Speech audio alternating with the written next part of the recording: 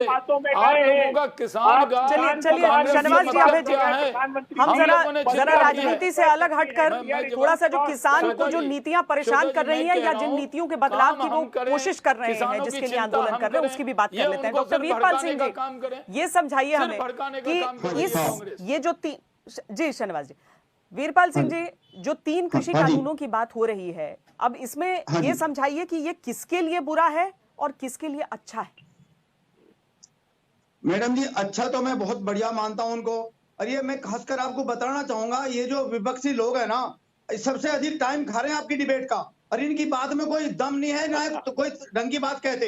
ये सिर्फ सरकार की आलोचना के सिवाय। वीरपाल जी, राजनीति को अपनी जगह रहने दीजिए, हम एक कृषि विशेषज्ञ के तौर पर आपसे सवाल पूछ रहे हैं।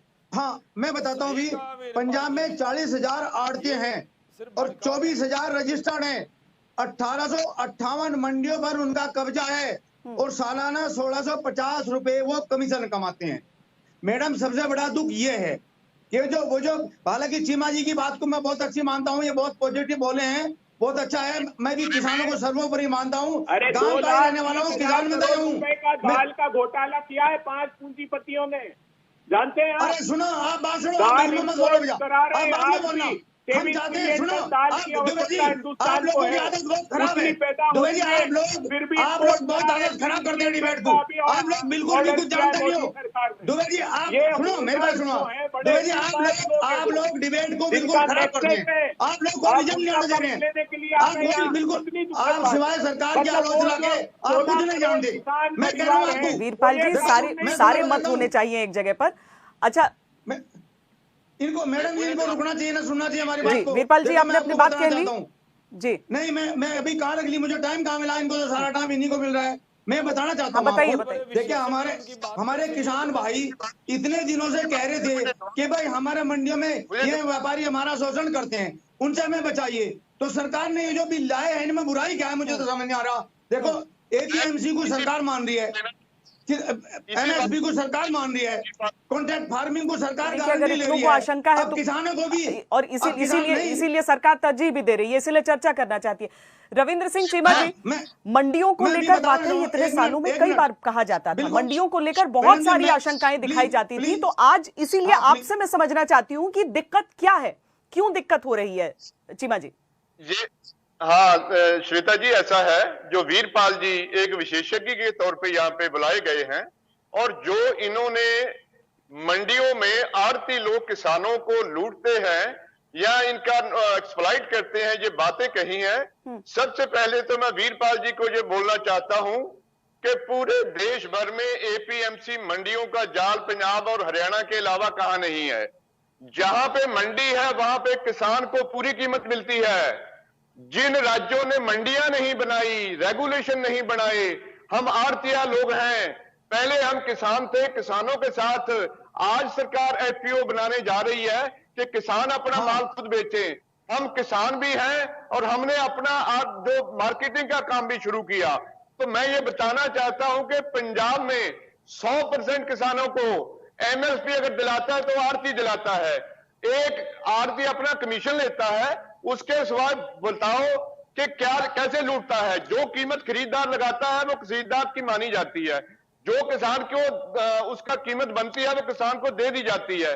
तो ये जो भ्रम फैलाते हैं ये विशेषज्ञ, इन्होंने ऐसी पॉलिसी पिछले 30 साल से बनवाई है कि मंडियां खत्म हो जाए और मंडियों की बजाय बड़ी कंपनियां लूटने आ जाएं।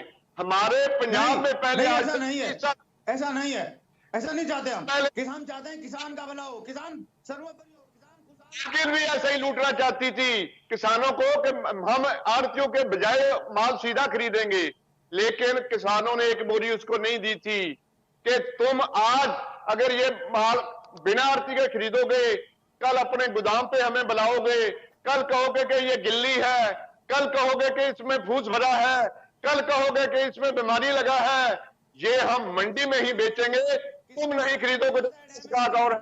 किसान भाइयों को समझना चाहिए, अजीब सरकार आपकी बात इतनी मान रही है तो किसान को समझो। और चीमा जी, मैं बताऊं आपको, हमने किसान के खेत में ही काम किया, रिसर्च किया हमने, हमें उसमें भारत सरकार का अवार्ड मिला है। हम canal water distribution management, cost of cultivation वगैरह सब जानते हैं और हमने निकालने, हमें पता है, हम जानते हैं। लेकिन आप लोग इतना समय नहीं दे रहे कि हम अपनी बात को पूरी रख सकें और किसान हमारी बात को पूरी समझ सकें।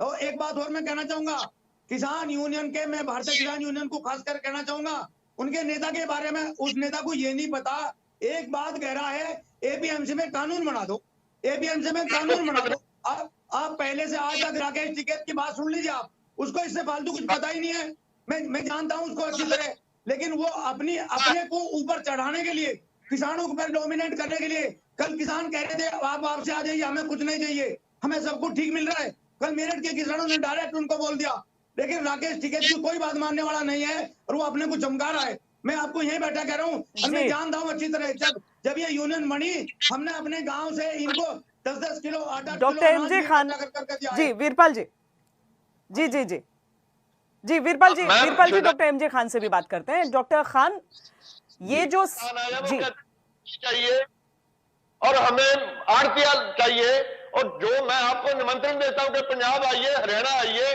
किसी किसान को कहिए कि वो किसी आड़ती से मंडी में तंग है। आप ये बातों का बतंगड़ बना के इतने लेख लिख दिए अखबारों में, और अपने देश के व्यापारी लोग जो किसान के बेटे व्यापार करने लगे तो आप इनको लूटने वाले कहने लगे। इससे हमारी भाषा क्या हो सकती है आपकी? ठीक है चीमा जी, चीमा जी आपने अपनी बात रख ली। डॉक्टर खान, ये समझाइए कि ये कंफ्यूजन खड़ा कहां से हुआ, क्योंकि शुरुआत से एक चीज को लेकर तो बड़ी रस्साकशी रही कि जो प्राइवेट हैं, जो कॉर्पोरेट्स हैं, वो आकर हड़प जाएंगे लैंड को। ये सिर्फ डर है या इसका कोई आधार है? श्वेता जी, मैं इसको थोड़ा पर्सपेक्टिव में रख दूं कि ऐसे लेजिस्लेशंस जो मार्केट साइड रिफॉर्म्स के लाए जाते हैं और एग्रीकल्चर सेक्टर का एक पूरा पोटेंशियल जो है उसको बढ़ाते, इसकी जरूरत देश महसूस कर रहा था लंबे वक्त से। इस पे तो चर्चा हो सकती है कि डायलॉग पहले हुआ, बाद में हुआ, कम हुआ, नहीं हुआ, लेकिन लेजिस्लेशंस के फायदे के बारे में सभी एक्सपर्ट एकमत हैं। अब पंजाब, हरियाणा, वेस्टर्न उत्तर प्रदेश, जिसको हम ग्रीन रेवोल्यूशन बेल्ट बोलते हैं, यहाँ के किसानों का देश के अन्न सुरक्षा में एक बड़ा योगदान है। और इसलिए मैं बहुत इज्जत के साथ में चीमा साहब की बात सुन भी रहा हूँ और उनकी कई बातें सराह भी रहा हूँ कि इन किसानों ने जो देश को योगदान दिया है। लेकिन बदलते वक्त में आप देखिए कि बदलते हुए अवसर होते हैं, उन अवसरों को किस तरीके से किसानों को फायदा उठाना चाहिए, उन चीजों की एक रूपरेखा ये तीनों लेजिस्लेशन बनाते हैं। ये बात सही है कि जो मंडी सिस्टम रहा है, इन तीनों राज्यों के किसानों को बड़ा फायदा उसका रहा है, लेकिन उस फायदे से आगे बढ़ के जो फायदा उठाने की बात है, वहां पर हम अवसरवादी बदलते हुए अवसरों को टैप करना चाह रहे हैं या यथास्थितिवादी जैसे हैं उसी में खुश रहना चाह रहे हैं। इसके बीच की एक लाइन है। तो अब सवाल ये उठता है कि क्या हिंदुस्तान के अलावा दुनिया में कोई दूसरा मुल्क है जहां पे अगर कंज्यूमर 20 रुपए टमाटर का देता है तो प्रोड्यूसर्स को 4 रुपए मिलते हैं? 500% का डिफरेंस दुनिया में कहीं नहीं। वो इसलिए है क्योंकि रिस्ट्रिक्शंस मार्केट में लगी हुई है। इनफैक्ट बहुत सारी स्टडीज थी कि ऑस्ट्रेलिया से तमिलनाडु व्हीट करना, इंपोर्ट करना आसान था, पंजाब से तमिलनाडु व्हीट एक्सपोर्ट करना, ले जाना विद इन कंट्री मुश्किल था, ज्यादा कॉस्टली था, ज्यादा रिस्ट्रिक्शंस थे। तो जो भी अगर टोटालिटी में तीनों बिल्स को आप देखें तो ये वो इकोसिस्टम प्रोवाइड करते हैं जिससे कृषि क्षेत्र का जो एक पोटेंशियल है वो और मैक्सिमाइज हो और उसका फायदा किसानों को मिलता है। अब आपका सवाल उठता है कि कहाँ पे गलती हो गई। ये बात सही है कि कोई बड़े रिफॉर्म्स लाने से पहले एक कम्युनिकेशन का एक बड़ा स्किल प्रोसीड करता है।